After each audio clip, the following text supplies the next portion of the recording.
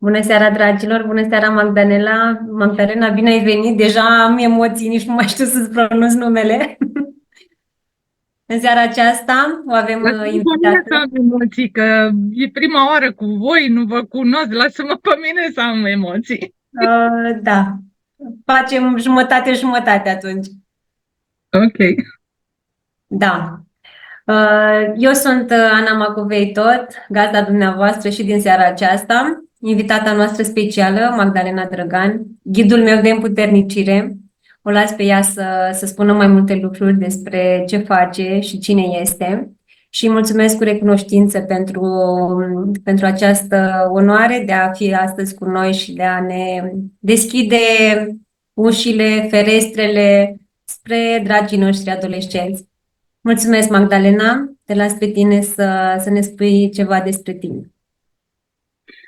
Păi, nu o să vă spun prea multe despre mine. Sunt și eu, ca și voi, o mămică de adolescent, da? Care mă străduiesc să mă cunosc pe mine din ce în ce mai bine, ca să pot și eu la rândul meu să fiu ceea ce trebuie pentru copilul meu. Sunt trainer NLP, țin cursuri de NLP și în acele cursuri zic eu, și cred că și reușesc, să trezesc oamenii și să îi împuternicesc. Cu asta cred că am încheiat prezentarea mea. Mai multe puteți să găsiți pe pagina mea de Facebook. Scriu mult, am logoree în scris, dar cred că acolo o să mă cunoașteți cel mai bine. Ok, când putem să începem, mi-mi spui, Ana, gata, dă-i drumul, că eu imediat. Putem începe, suntem ochi și urechi. Eu mi-am pregătit și caietelul să-mi iau notițe, cu siguranță voi avea nevoie. Și la sfârșit mai sunt câteva întrebări care le-am strâns din rândul mămicilor din echipă și Da, chiar asta e rugămintea. Dacă aveți întrebări, mi le spui tu la sfârșit și punctual răspundem. Asta dacă în ceea ce am să spun până la întrebări nu este deja răspunsul. exact, perfect, mulțumesc. Bună seara, nu știu cu cine vorbesc, dar bănuiesc că sunteți niște mame trezite, care folosiți uleiuri, da? Că văd că este un grup pentru care folosiți uleiuri și eu folosesc. Știți că e trusa mea medicală și în taberele de copii și acasă sunt fantastice. Deci înțeleg că astă seară ne-am strâns să discutăm despre adolescenți. Mă simt așa un pic frustrată întotdeauna de întâlnirile online. Îmi place să văd oamenii, eu sunt omul cursurilor la sală, dar de când a început pandemia am început să mă adaptez și cu treaba asta. Ok, deci bună seara, mă bucur să fiu aici cu voi pentru prima dată și haideți să trecem deja la acest subiect fierbinte, adolescența, ca să nu pierdem timp cu alte lucruri. S-a împământenit așa un mit că adolescența, mamă, stai să vezi când o să vină adolescența, să vezi atunci dezastru, nenorocire. Adică s-a și împământenit mitul acesta, dar nici nu este fum fără foc, da? Deci și este o perioadă stresantă pentru părinți, provocatoare și pentru copii și pentru părinți, dar eu nu cred că este chiar atât de dezastruoasă. Până la urmă, dacă ar fi să înțelegem exact ce este adolescența, chiar dacă noi mai de mult am fost adolescenți, adolescența este o metamorfoză. Dacă ați văzut la animale, care, din acestea, cum e șarpele, de exemplu, care își leapădă pielea. Copilul adolescent nu mai este nici copil, n-a devenit nici încă adult.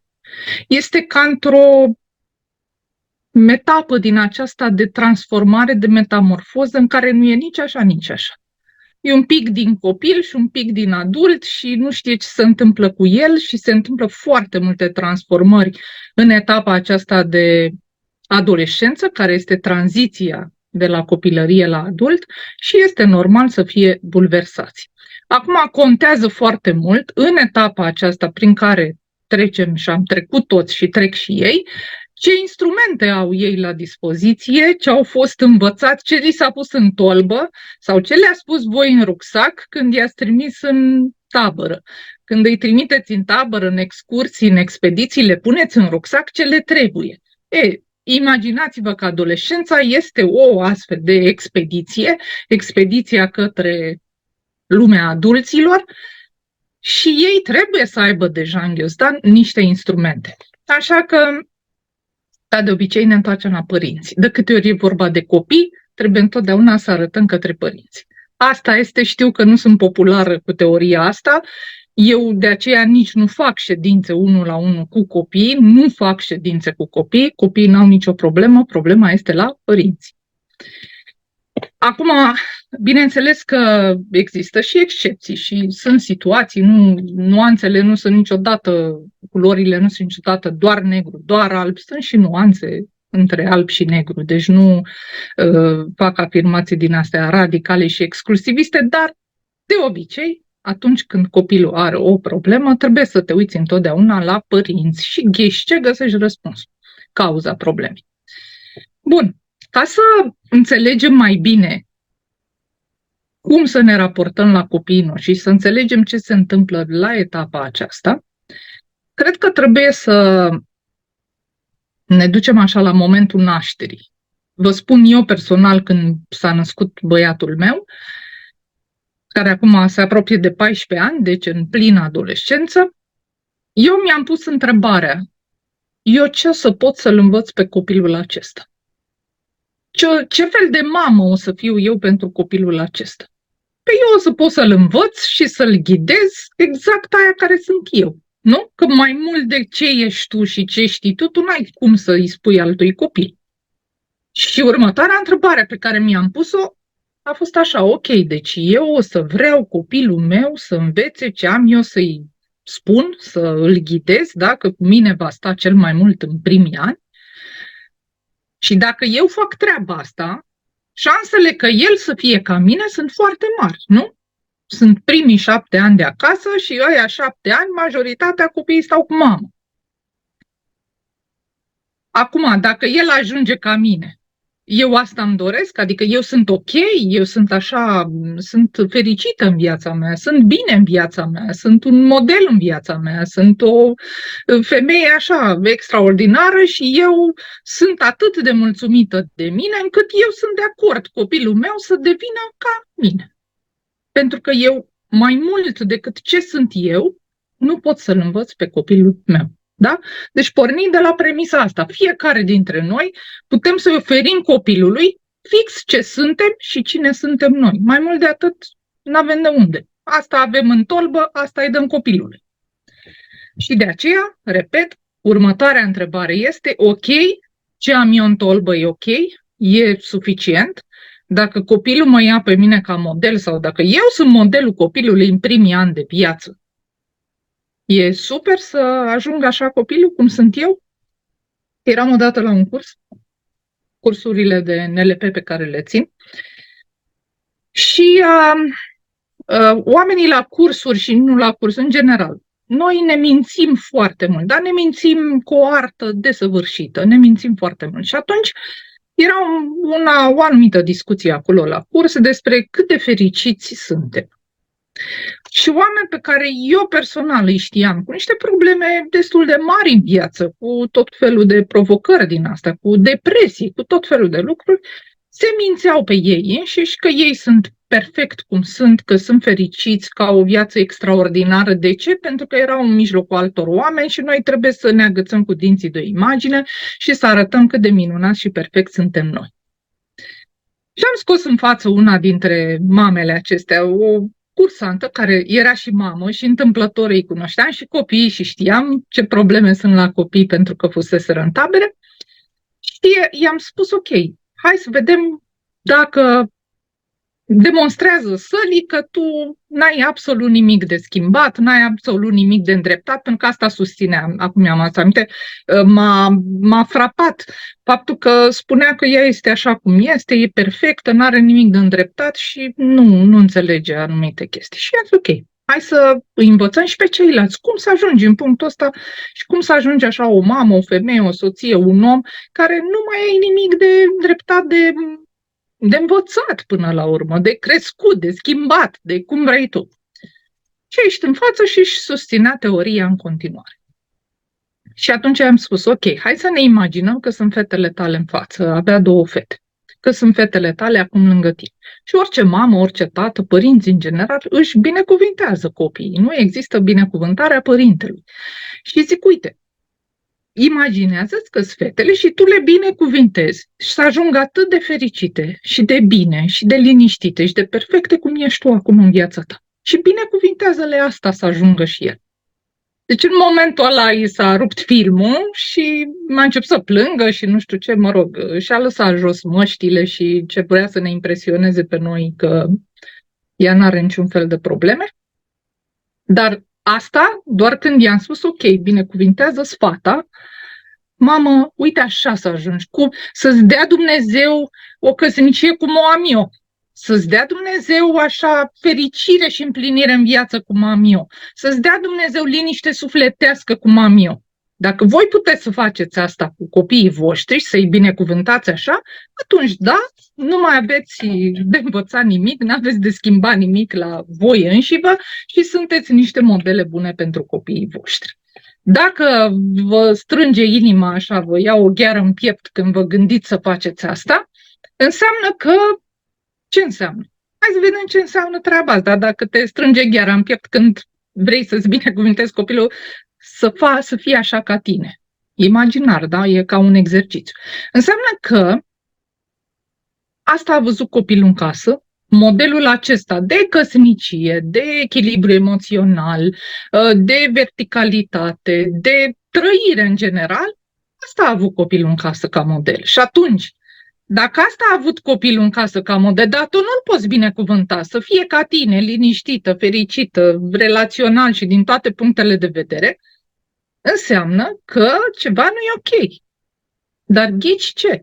Ce a văzut copilul în casă, aia va imita. Da? Pentru că asta a văzut model, asta va face. Și acum ne întoarcem din nou la noi înșine. Pentru că, vedeți, toată discuția asta despre copii este o discuție despre noi înșine.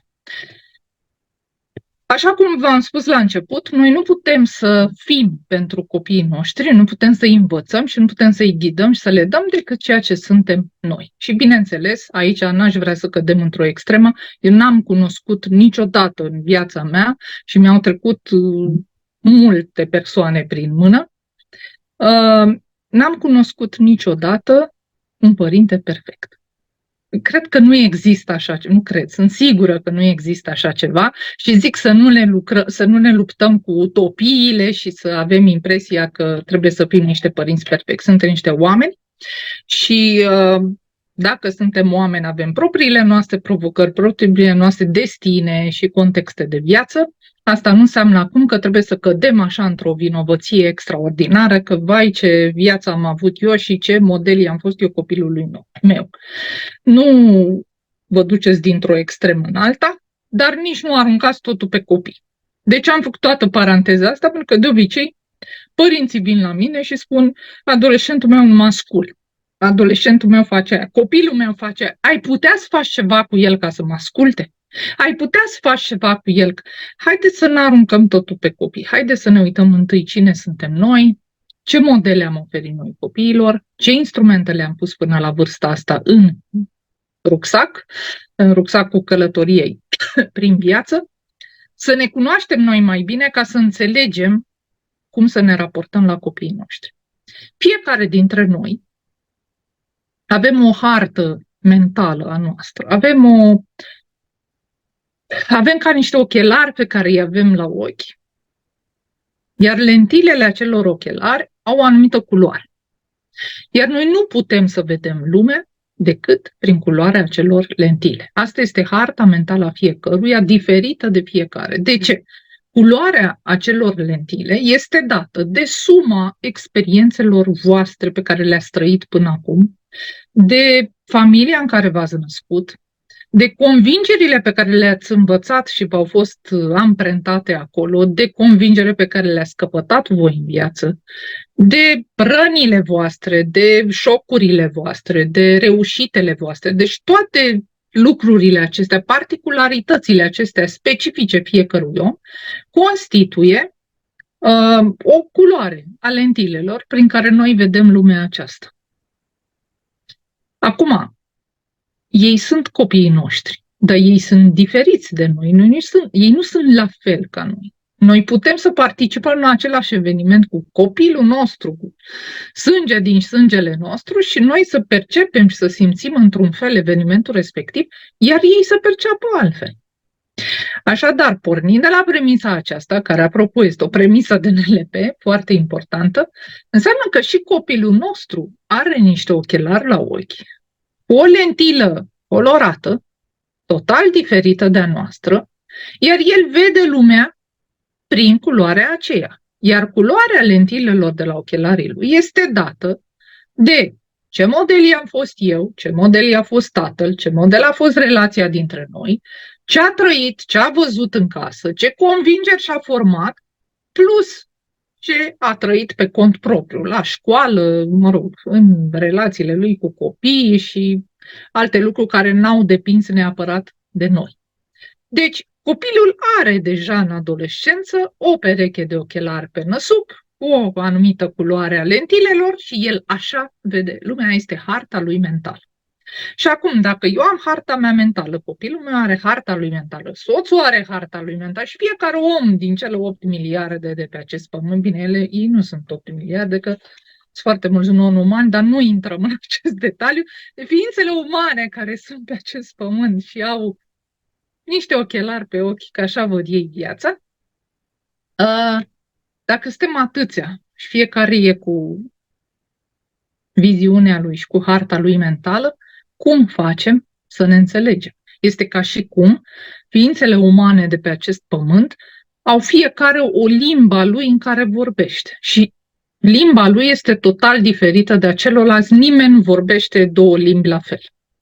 Atunci, cum să ne înțelegem? Nu? Cum să ne înțelegem noi între noi, ființele umane? Cum să ne înțelegem cu copiii noștri? Pentru că și copiii noștri au harta lor mentală. Și bine, aici intervine comunicarea. Dar noi, mai ales părinții, când zic că ei comunică cu copiii lor, ei de fapt le transmit niște ordine sau au niște așteptări ca copilul respectiv să înțeleagă ce vrea părintele de la el. Pe aia nu este comunicare. Gândiți-vă voi, doi adulți, să comunicați și unica comunicare aceea să fie unidirecțională, în care unul doar să afle ce vrea ălălaltul să facă. Aia nu este comunicare. Comunicarea, apropo de exemplu pe care vi l-am dat cu harta mentală, comunicarea înseamnă abilitatea celui care inițiază comunicarea, în cazul nostru, părintele, că e mai mare și mai matur, înseamnă abilitatea celui care inițiază comunicarea să se ducă pe harta mentală a celuilalt. Asta înseamnă comunicare. Nu refularea propriilor răni și emoții, nu o înșiruire de așteptări pe care le ai tu la celălalt și nu foarte multe erori cognitive pe care le facem în comunicare. De exemplu, femeia cu bărbatul face erori de comunicare, erori cognitive majore. De exemplu, femeia crede că bărbatul trebuie să-i ghicească gândurile. Dacă ea este supărată și a spus cuvântul nu știu care, el ar trebui, prin Sfântul Duh, nu știu cum, să completeze restul propoziției, să-și dea seama tot cumulul ei de emoții din ziua respectivă. Da? Astea sunt tot felul, se numesc erori cognitive în NLP și chiar sunt foarte interesante. Ei bine, cam asta facem. Plus că facem presupunerea, asta este iarăși o eroare cognitivă teribilă, facem presupuneri. Și de la presupuneri, generalizări, omisiuni, sunt tot felul de erori cognitive. La noi comunicarea este zero barat. Și aici nu mă refer doar în cuplu, mă refer, bineînțeles, și la adolescenți. Deci, ca să poți să inițiezi o comunicare, ca să fie o comunicare fructuoasă și chiar să fie comunicare și nu altceva, trebuie să ai abilitatea să te duci pe harta mentală a celuilalt. Iar asta ce înseamnă? Să-ți lași tu harta ta mentală, să-ți dai tu ochelarii jos, cu lentila ta colorată în verde, să te pui în locul celuilalt și să-i zici, dă-mă și ochelarii tăi mov, să văd și eu cum e când se vede lumea în mov. Că până acum, de când m-am născut, eu numai în verde o văd. Asta este, așa este contextul, dar am flexibilitatea, deschiderea, maturitatea, să înțeleg că fiecare om o vede într-un fel lumea aceasta, iar copilul meu adolescent vede și el într-o anume culoare lumea aceasta. Câți dintre noi, atunci când comunicăm cu adolescenții, în afară de a fi disperați că ne scapă din mână, că o iau pe cărărele, că anturaje, că țigări, că alcool, că sex, că mai știu eu ce, și toate fricile noastre, școală, meditație, examene, da? Câți dintre noi am fost curioși să vedem cum se vede lumea din papucii copilului nostru?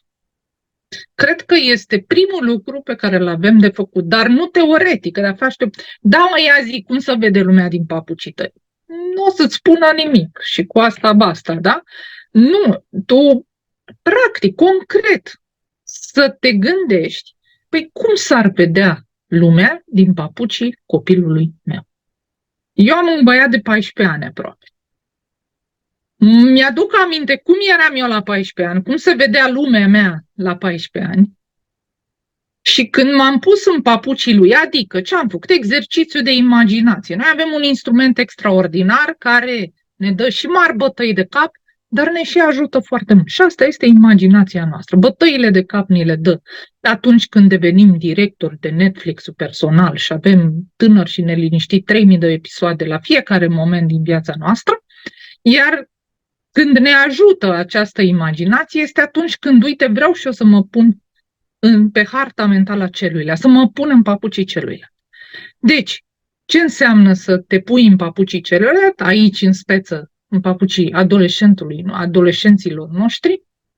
Înseamnă să fac un exercițiu de imaginație, cum ar fi să mă trezesc mâine dimineață că sunt un băiat de 14 ani în lumea asta, așa cum este ea acum.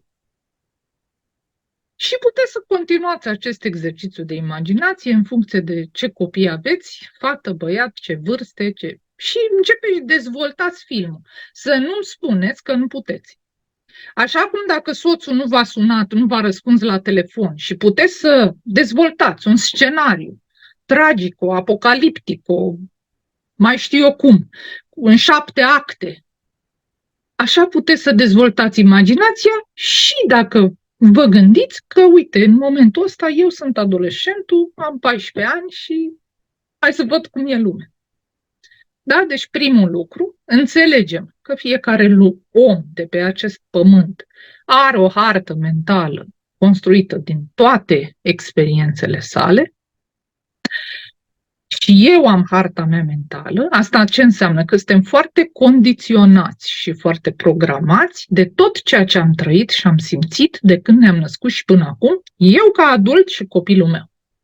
Și dacă eu știu lucrul acesta, înțeleg că eu vorbesc o limbă și copilul meu vorbește altă limbă și soțul meu vorbește altă limbă și toți ei mei vorbesc alte limbi. Și atunci eu, ca să pot să am o comunicare reală cu acești oameni, eu trebuie să mă pun în papucii lor și să mă duc pe harta lor mentală.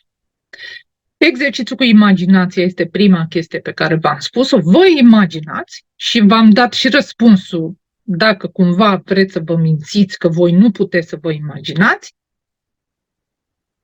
Și un al doilea lucru este faptul că trebuie să înțelegeți că nu există adevăr absolut. Există percepții. Aici mă refer în felul cum vedem lumea și în comunicare. Fiecare percepe în felul lui, pentru că exact această programare pe care o avem, datorită tuturor experiențelor din viața noastră, suntem programați să vedem lumea într-un anume fel. Dacă noi știm lucrul acesta, atunci eu nu cred gândurilor mele. Eu nu cred programarea asta mea, eu nu mă bazez pe ea 100%. Și am deschiderea și flexibilitatea ca să pot să am o imagine de 360 de grade, să mă pun și în papucii celuilalt, și în papucii celuilalt, și în papucii celuilalt. Nu înseamnă să fii ca ei, nu înseamnă să te dai după ei, înseamnă să vezi cum se vede lumea prin prisma ochelarilor lor. Și o să vezi că n-ai întotdeauna dreptate. Și o să vezi că nu deții adevărul absolut. Și o să vezi cât de mult greșești și o să vezi ce de erori cognitive faci, ce presupuneri faci, ce generalizări faci. O să vezi câte frici ai. Pentru că noi, comunicarea noastră cu adolescenți este pe baza fricilor. Pentru că suntem programați că adolescența este grea, că o să o ia copilul razna, că acolo se întâmplă foarte multe lucruri și frica noastră este că acest adolescent al nostru o să facă și o să dreagă. Analizați-vă și fiți voi sincere cu voi și vedeți cât anume din comunicarea voastră cu copiii este pe picior de forță și de deținător al adevărului absolut și credeți-mă că nu dețineți adevărul absolut. Și doi, cât anume din comunicarea voastră vine din rigiditate, adică eu așa știu lucrurile și ca mine să faci, eu te-am făcut, eu te omor, da? Și cât anume din comunicarea voastră vine din frică. Frica că ajunge vagabond, frica că nu o să termine școala, frica că nu o să poată să-și câștige banii, frica că se droghează, frica că le ia la rând pe toate fetele din școală. Frică, frică și iar frică, da? Analizați-vă voi izvoarele din care se naște comunicarea dintre voi și copilul vostru și o să vedeți că atunci când izvorul comunicării este otrăvit, izvorul însăși nu e bun de băut. Deci dacă eu comunic pe picior de forță cu copilul meu, ce așteptări am eu la rezultate? Adică ce rezultate cred eu că o să se întâmple? Dacă comunic rigid și eu dețin adevărul absolut, la fel, ce rezultate cred eu că ar trebui să avem? Și la fel, dacă comunic din frică, evident că izvorul este altul. Foarte mulți părinți consideră că copiii trebuie să știe de frică. Mă rog, de pedepse. Nu mă refer aici la bătăi, că sper că pe grupul ăsta nu e nimeni care își bate copiii. De pedepse, de frică, de restricționări, de tot felul de chestii. Chiar citeam astăzi o chestie, vor să introducă în școli camera de detenție, da? Pentru că profesorii nu mai fac față cu comportamentul scăpat de sub control al copiilor și au dreptate. Și atunci s-au gândit ei să facă camerele de detenție, crezând că cu asta o să rezolve ceva. Nu o să rezolve, o să înrăutățească situația, că nu asta este rezolvarea. Acum, apropo de frică, m-a întrebat, a fost Luca într-un cantonament și când a venit, mi-a spus mama, ăștia colegii mei, bine, ei vorbesc cu concurs de râgâieturi, de alte chestii, mă rog, nu știu câți aveți băieți adolescenți, dar am înțeles că este o etapă. Așa, deci, ăștia, colegii, m-au întrebat dacă mi-e frică de Dumnezeu. Nu știu cum au ajuns ei așa la discuții de-astea profunde. Și le-am zis că nu. Și ei mi-au spus că ar trebui să-mi fie frică, pentru că Dumnezeu ne pedepsește și ne duce în iad. Și copilul a venit acasă, eu să-i explic subiectul. Vă dați seama, mai la așa ceva nu mă așteptam după ce a venit din cantonament. Mă așteptam, mă rog, la concursul cine stă cel mai nespălat, cine în fin. Și mi-a prezentat acest subiect, hai să vedem cum îi explicăm copilului. Mi-a venit exemplul ăsta în cap pentru că cred că are legătură foarte mult cu comunicarea noastră cu adolescentul, nu pe subiectul ăsta, ci pe frică. Copilul trebuie să știe de frică. Și i-am spus așa, Uh, La 18 ani avem carnet, da? Și bineînțeles că ne repezim să le luăm mașini. Mă rog, unii dintre noi. Ne reprezintă. Și i-am spus, la 18 ani tu o să ai carnet de șofer, da? Și poate că o să conduci o mașină. Tu o să știi regulile de circulație, da? Că n-ai voie să treci pe roșu. Treci odată pe roșu. Poliția după colț. Îți ia carnetul, 3 luni de zile, tac, tu îți vinde mașina, gata, s-a terminat. După ce îți cumpără alta, ce faci? Mai treci pe roșu sau nu mai treci pe roșu? Și aici apare frica sau discernământul. Unii oameni nu trec pe roșu pentru că nu vor să rămână fără carnet. Alți oameni nu trec pe roșu pentru că își dau seama că poate să-și pună viața în pericol, lui, copilului care e în mașină cu el, soției, celorlalți participanți la trafic. Și atunci nici ăla nu trece pe roșu. Adolescentul vostru, din ce categorie vreți să facă parte în ceea ce privește relația cu voi, nu șofatul, da? Vreți să îi fie frică că ia poliția carnetul sau vreți să aibă discernământul să nu treacă pe roșu? Și sper că ați înțeles metafora, da? Una este să-ți fie frică de Dumnezeu că te aruncă în iad și alta este să ai o normă internă, o busolă internă pe care să o respecti pentru că așa ți este ție bine, pentru că ai discernământul că dacă tu nu respecti norma aia internă ta, tu îți faci rău cui? Ție, că tu ești la volan. Tu poți să provoci un accident, ție și celor dragi pe care i-ai în mașină. Cred că la fel este și cu comunicarea cu adolescenții noștri și cu ce așteptări avem noi, ce frici avem noi legat de tot ceea ce înseamnă adolescentul. Noi nu suntem nemuritori și nu putem să stăm secundă de secundă în coasta adolescenților noștri să-i păzim de una și de alta. Și dacă stăm noi lângă ei, copilul nu fumează. Dacă stau eu lângă el, copilul își face temele. Dacă stau eu lângă el, copilul nu consumă pornografie și ce alte situații mai sunt. Sau dacă îmi știe de frică, mă ascultă. Sau dacă îl pedepsesc, mă ascult. Nu ar fi mai normal să le dezvoltăm discernământul și să știu că dacă eu mâine mor, copilul meu știe ce are de făcut? În ceea ce privește discernământul față de el însuși, da? Eu nu pot să fiu polițistul copilului meu. Și eu nu pot să fiu profesorul copilului meu. Eu nu pot să fiu dictatorul copilului meu. Eu pot să fiu doar mama copilului meu. Și apropo, nu pot să fiu nici prietena copilului meu. Pentru că foarte mulți părinți acum trebuie să fim prieteni cu copiii. Prietenii sunt altă categorie. El își va face singur prieten. Tu nu poți să fii prietena copilului tău. Tu ești mama copilului tău. Este un loc pe care nu-l poate ocupa nimeni pe pământul ăsta. De ce să-l lași pe la liber să te faci prieten? Tu ești mama copilului tău și mamă să rămâi până la sfârșitul vieții. Pentru că mai spre sfârșit, noi ne transformăm noi copiii în părinții noștri și noi devenim copiii lor. Ceea ce, din nou, nu este ok. Bun, deci, discernământul adolescenților noștri.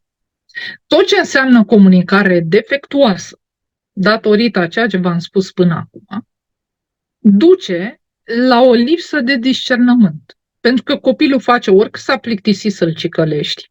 Nu mai poate. Asta în cazul în care te aude. De obicei, când îi repel lui Luca niște chestii, îi spun că eu m-am plictisit să zic chestia asta. Zic, tu nu te zgârie la ureche și pe nici nu te aud. Deci, ori s-a plictisit în caz că te aude, da? Că nu și-a dat blanc așa auditiv selecție auditivă, ori de frică, ori pentru că pierde niște beneficii, ori cine știe. Da? Eu cred că ar trebui să avem o astfel de comunicare încât copilul să înceapă să-și antreneze discernământul. Nu vă așteptați acum să fie la 14 ani, la 15 ani niște adulți. maturi, că nici noi nu avem discernământ. Pot să vă dau 11.000 de cazuri de adulți care nu dau dovadă de prea mult discernământ. Da?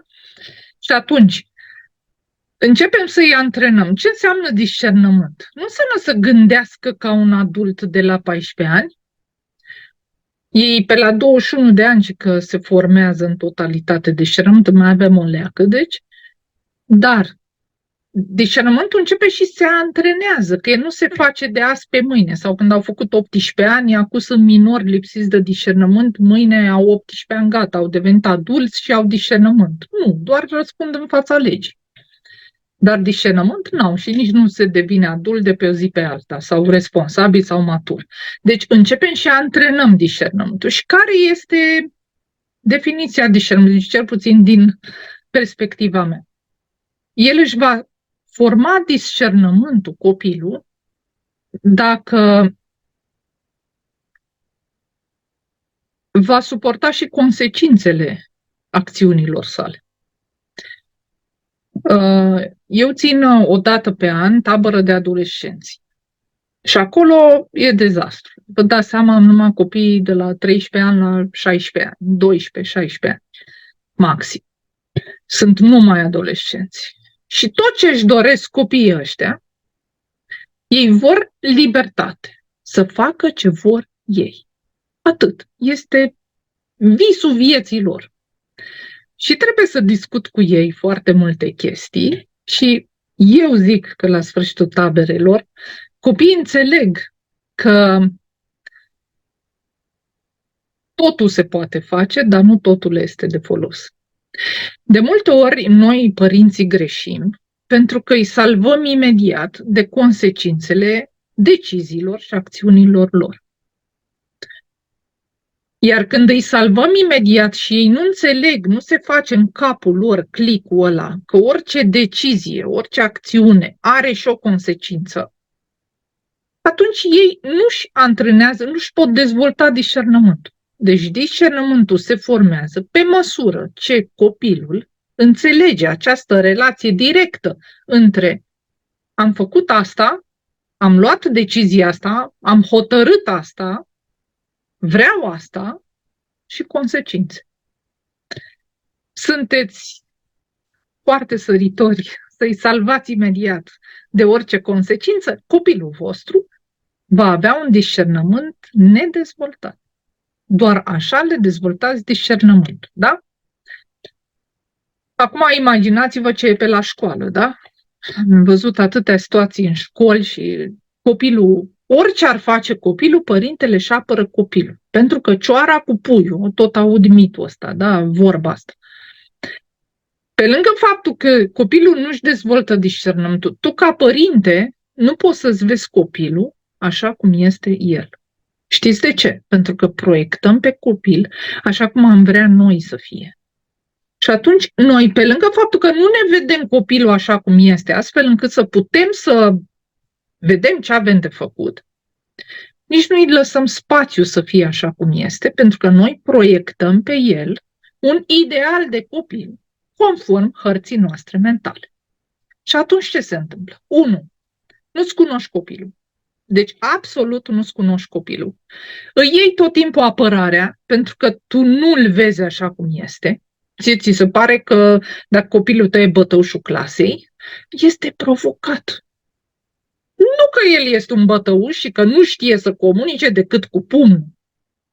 E provocat, e stresat, e mai știu eu cum. Da? Deci tu nu-ți vezi copilul așa cum este. De ce? Pentru că este un ego foarte mare al părintelui în spate. Păi dacă eu îmi văd copilul așa cum e, cu bune și cu rele, că din nou, nu sunt părinți perfecți, nu sunt copii sfinți, sper că utopiile astea le știm, da? Îmi văd copilul așa cum este. Păi da, dacă eu îl văd așa cum este, deci văd că ăsta a ajuns un bătăuș și că el dă cu pumn în loc să scoată cuvinte pe gură, ăsta este un eșec la adresa mea. Păi eu, părintele, cum a ajuns copilul meu? Dar ce o să zică lumea? Dar cum nu știu ce? Și atunci, pe tine te interesează că copilul ăla comunică cu pumnul. Pe tine te interesează să-ți salvezi tu imagine. Și atunci îi găsești copilului fel și fel de circumstanțe. și te iei la bătaie cu mamele celelalte, deci păruiala între mame este cea mai tare, da? Și te iei și îți aperi copilul până în pânzele albe, da? Asta este un aspect, da? Pentru că nu-ți vezi tu copilul și v-am zis ce e aici, ego și imagine. Și doi, nu-i lași spațiu copilului tău să fie așa cum este el, cu bune și cu rele, cu plusuri, cu minusuri, cu carențele pe care le are. Și atunci copilul ce face? Dezvoltă o latură ascunsă. Și am părinți șocați, care acasă îl au pe Sfântul Luca.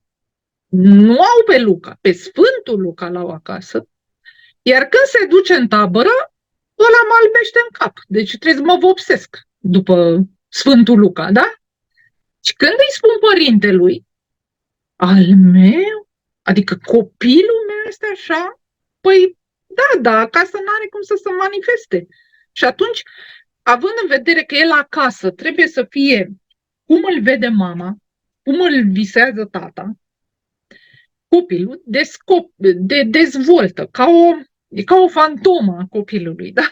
Copilul fantomă, da?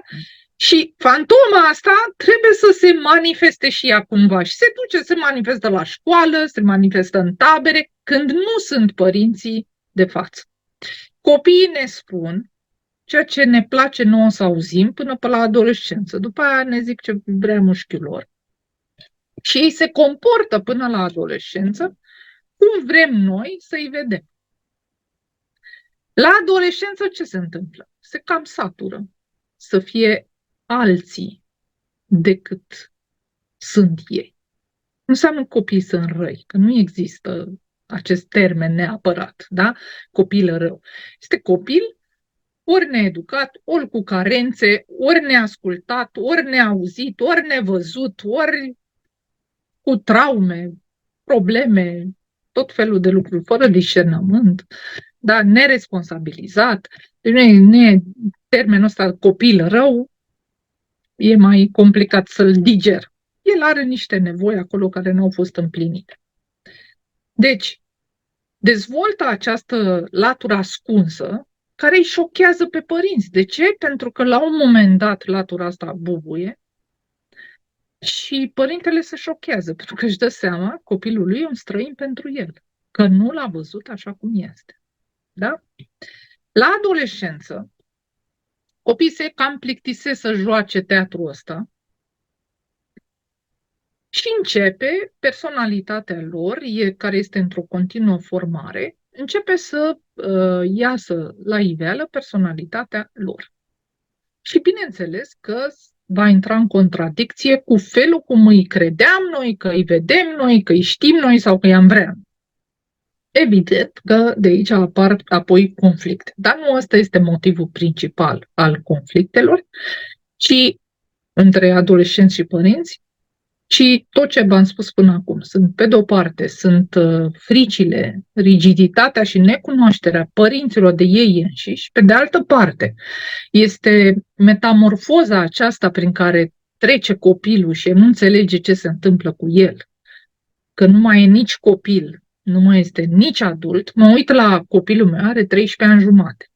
Deci 13 ani jumate, mă refer, adică la minte, 13 ani jumate.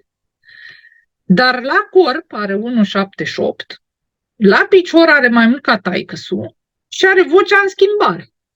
Inclusiv pentru mine este un șoc când văd cât a mai copchilul, dar gândirea lui și comportamentul lui este ca unui copil de 13 ani jumate. Și este cumva ca și cum copilul ăla de 13 ani este într-un corp de adult și nu înțelege, este grea acomodarea cu ei, mai ales că mintea e un pic în urmă față de cât de repede se dezvoltă corpul sau invers și tot așa.